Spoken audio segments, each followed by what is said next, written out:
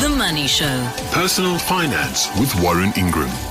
I made the point earlier that tonight's episode of Personal Finance probably going to be one of the most important ones we do this year because of what it's about. It's about how to spot a financial scam before it spots you. Warren Ingram's the financial advisor and co-founder at Galileo Capital. Warren, good evening. I think we all think that we're immune to scams. Oh, I'm not that stupid. It's not like that, is it? No, it's not, Stephen. These scammers are really smart people, and I think they're using a set of emotions that are hardwired into our bodies and brains, and what they do is they aim for particular emotional triggers and then design their scams to hit one of those triggers. So it's not really about ignorance or about stupidity. It's about finding that thing that will make you take action, with good intent, but unfortunately, working against yourself. And I think that, as time goes on and there's more and more education around scams, the scammers don't sit back and kind of go, oh dear, we'll give up now. What they do is they adapt their tactics and their techniques. They become more sophisticated. And so, for people to be alert and to be aware and understand that what looked like a scam 5 years ago, today those scams are probably gone, but there are new ones all the time, and we just really need to kind of prepare ourselves and maybe be a little skeptical of what's coming in on our phones, emails, WhatsApps, and the like. Okay, so let's start with the basic, I suppose, psychology of it. Why do scams work so well? We all think we're cleverer than a scam. They don't work on our intelligence, do they? No. So maybe to start with, when you get put under time pressure, so what will happen is you'll get something like a message saying your bank accounts. I think I must have had about 3 of these in the last couple of weeks. Your bank account's about to be frozen, and you need to FICA yourself now. Click on this link to take action. So now what happens is you've got urgency, and the rational part of your brain tends to shut down when you're being put under time pressure. And so what you do then is you act, and you want to protect your bank account. You probably have payments to make, etc. And so you go and click on the link and then duly provide them with all of your financial information along with your address and email and all of those things. And unfortunately, a lot of the time, what's happening there is you've actually provided the scammers with all the information they need to take over your life. And so one will be urgency, and then the other one will be excitement.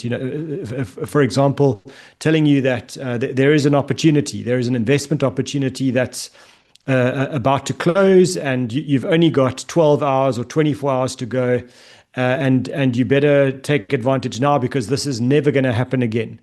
And I think that one catches a lot of people because it's excitement and greed put together. And then I received this message by SMS today saying you've got an outstanding fine and you're about to get summoned. You better pay it today.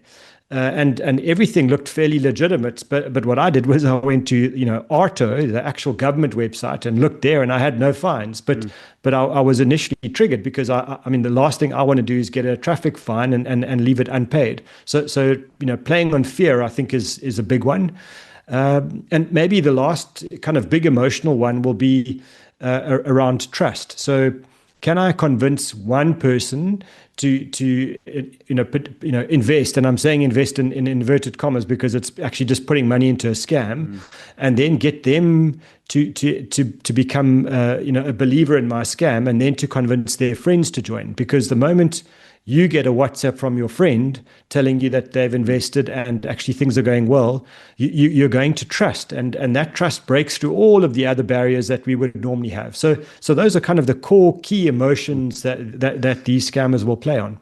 So there's a big thing here about time pressure. You have to act now to either avoid a fate worse than death, or you have to act now to benefit. So how important is that time pressure? Because I know when I'm running late or when something happens, when I'm under the time pressure, my decisions are not nearly as good as when I'm not under pressure. Yeah, we can't think rationally when we're under time pressure. It's just we're wired for fight or flight as human beings.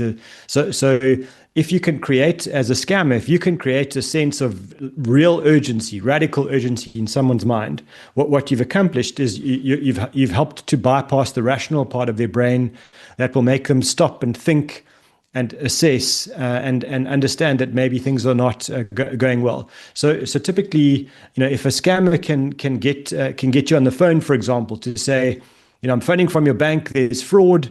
I need you to verify your bank account number and your password so that I can stop the fraud. Your heart starts to race, and you start to think, well, hang on, I better stop this fraud. And the scammer will be saying, tens of thousands of rands are going off your account right now. Give me the details. I want to help you.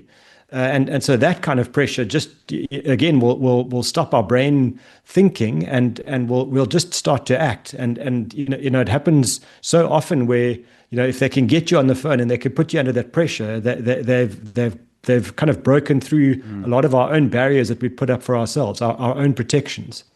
So the other thing is about where the information comes from. Let me just explain. So often I will be told things, I will get messages on WhatsApp, I will see social media, and people will say X, Y, Z.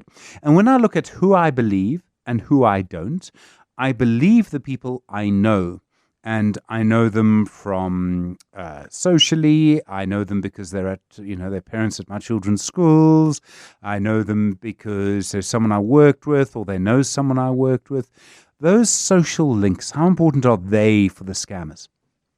Yeah, they're incredibly powerful weapons for a scammer because, if the kind of history of South African scams, you'll find that some of South Africa's most prominent businessmen have been caught out in scams. And when you ask them, what happened, you obviously don't ask them immediately, but with the benefit of time, and you go back and ask them, how did they get caught out? These are sophisticated, intelligent investors. They can spot deals. They work in the billions. How on earth did they manage to get taken for 20 or 30 million rand in an outright scam? And what you find out is these are very busy people, and they don't have a lot of time to pay attention to their own stuff. So when there is their own inner social network, that starts to allocate money to particular investments, and their friends are telling them, people that they trust and who are telling them that things are going well with an investment that they've made, and especially if that investment does pay out money from time to time, then what you find is these people trust, and they trust their network, and very often they're trusting people who are also caught. These are not scammers themselves. There's kind of this widening net of people being caught.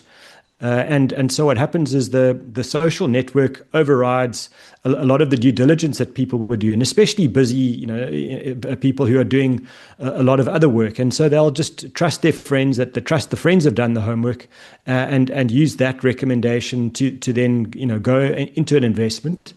And especially where it seems rare or unusual or, kind of private and unpublished, a lot of the time people will think, oh, that makes sense because, if they were just advertising, in the newspaper, then everyone would be going there and it's probably not a great opportunity. But this is a special opportunity only for special, very high net worth people, as an example. And that's where the thing breaks down. And, there are people that have joined school societies where they've become, on the committee of the old boys or the old girls society, and use that kind of a network to then scam the daylights out of the people who trust them.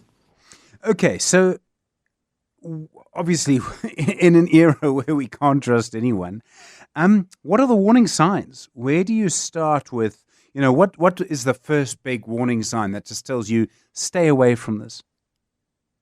I think when we're talking about investments, the kinds of investments that give you almost exactly the same amount of growth month after month, year after year, in a very consistent straight line. If you had to draw a graph of the returns and they look like an exact straight line, you should be incredibly skeptical, because if you're investing money in a bank account, for example, that makes sense that it will pay you, let's say 6% a year, every single year. And okay, I understand why that gives me an investment return in a straight line. And the only time it adjusts is when the Reserve Bank changes their interest rates.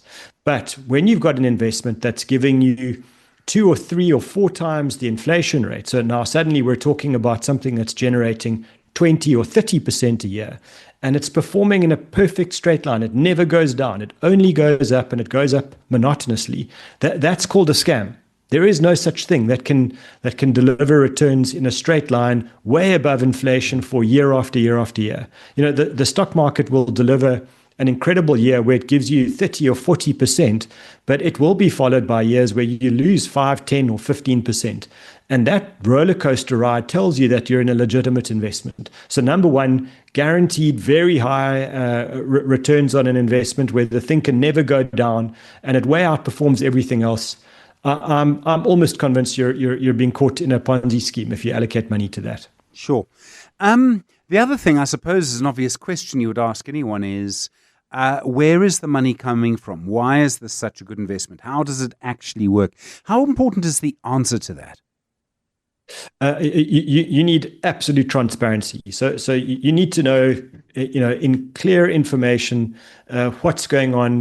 Where is my money actually being allocated? So if someone says to you, no, this is kind of top secret, and I've got very special kind of trading methodologies that I can't share with anybody. You've got to allocate your money to me, and I'll trade it for you. I've got this secret recipe that only I know, and I'm not going to explain it to you because then I'm going to give away my secrets.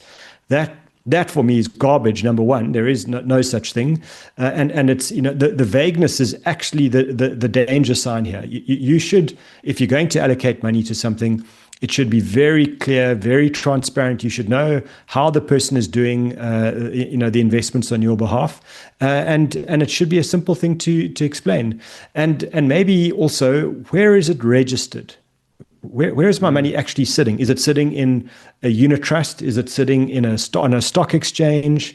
Why is it sitting on someone's back shelf of their garage? And how is that regulated and promoted, etc. So I think when someone is vague and everything's done behind closed doors, almost like a secret society, you're not being offered a great opportunity. You're being offered a scam. How can you check if this opportunity, this thing is registered? I mean, is there a place you can actually go and get an answer quickly? Yep, I think you need to know that your investment provider, so someone who's telling you about the investments, if they're an advisor, then they need to be registered with the regulator in South Africa, and that's called the Financial Sector Conduct Authority, the FSCA. And on their website, and it's literally fsca.co.za, you can find all the advisors. So you can go and check, is this person registered with the FSCA? If they're not, that's a very big danger sign. Equally, if it's a share that trades on the stock exchange, you can go and check on the JSE's website to see, does this trade on the JSE?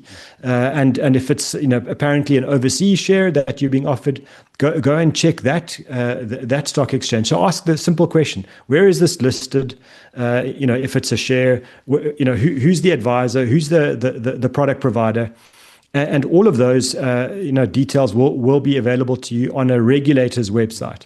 And if you can't find anything on a regulator's website, then you need to exercise extreme caution. The only other thing I can think would be, for example, if someone's offering you a property, then if that's an estate agent, then you check on the estate agent's affairs board website to see that they're registered there. But if you can't find them anywhere, just stop. Don't allocate money to them. Sure. There's a lot more to ask, and we'll get to it. We do have a question saying, "Hi, Warren, my father passed away 6 months ago. I've just found out I'm inheriting around 450,000 Rand from his estate. I'm 34 years old. I've never had this much money before. I have about 80,000 Rand in credit card and personal loan debt, and I'm renting. I don't know whether to pay off my debt first, put a deposit on a property, or invest it. I'm overwhelmed. I'm scared of making the wrong decision." Yeah, I mean, you inherit, you really want to make sure you do that properly. We'll have an answer for you in just a moment. 10 minutes late. The Money Show. Personal Finance with Warren Ingram. 8 minutes to 8. We're talking about scams tonight. But first, a question for you, Warren. My father passed away. I'm inheriting 450,000 Rand. I'm 34 years old. I've got 80,000 Rand in debt. I don't know whether to pay off my debt first, put a deposit on a property, or invest it. What's the right thing to do? I have to say, my gut would be to pay off the debt. I agree 100%. I think when you've got credit card debt and it's costing you 20 or 25% a year, there is nothing, no investment that's going to give you that as a guaranteed return year after year. So the first thing you do is you settle that debt and get it out of your whole life. And then I think the second step is, before you decide on continue renting or investing or putting a deposit on a property, you need to set aside an emergency fund, because the starting point here is that you've got 80,000 Rands worth of credit card and personal loan debt.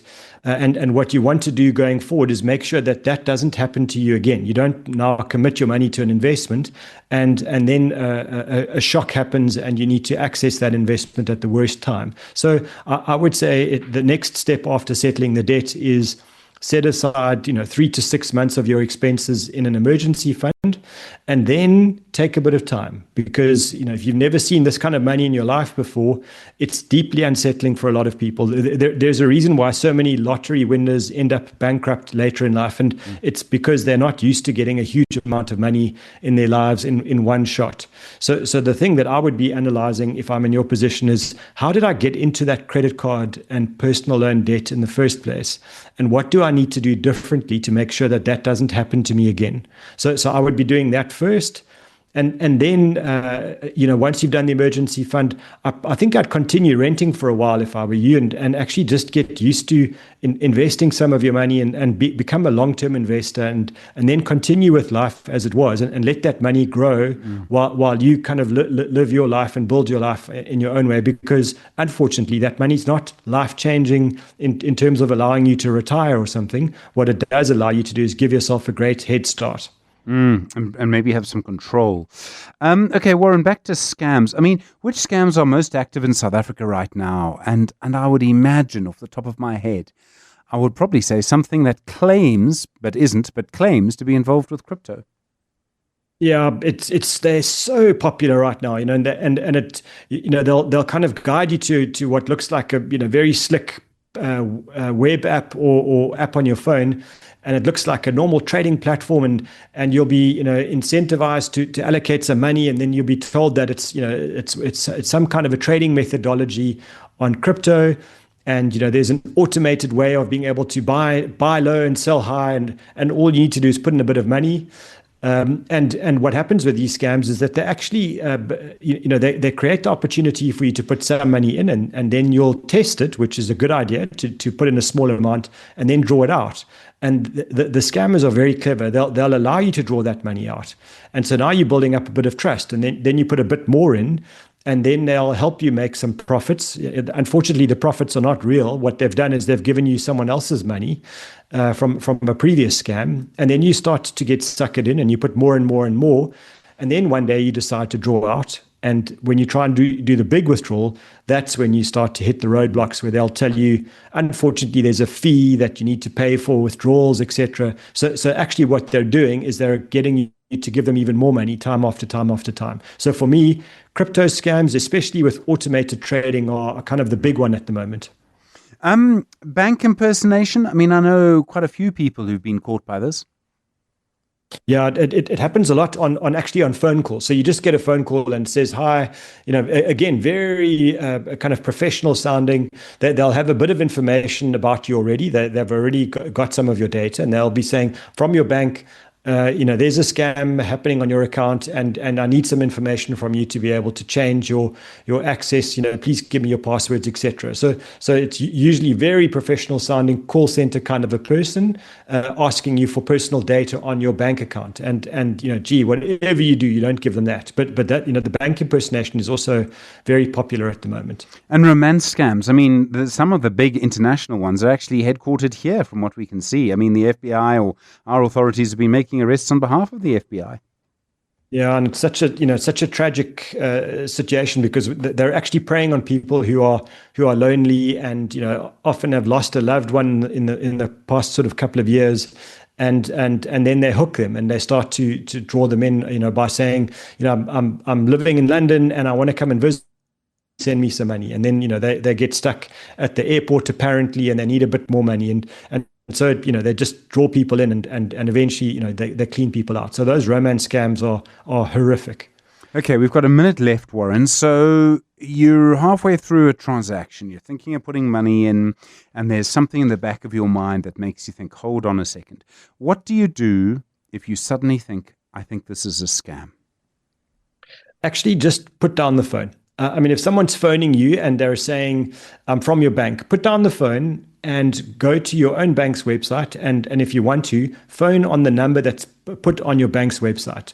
If someone's offering you an investment opportunity and it's super urgent, let it go. There's no reason for it to be super urgent. So it's about slowing down, giving yourself time. Check it with somebody that you trust. Ask someone else, like, what do you think of this? And if not, if all else fails, Google it and check what's being offered to you and being sold to you, and you'll find out very quickly if it's a scam. Warren Ingram, as I say, I think one of the most important episodes of Personal Finance we will do this year. So important to keep everybody in your life safe. So Warren Ingram, thank you very much indeed for that. The financial advisor and co-founder of Galileo Capital. As I say, it's really worth going back, sending the podcast of this to whoever you think in your family needs to hear it. You just can't be too careful nowadays because there are so many scams around.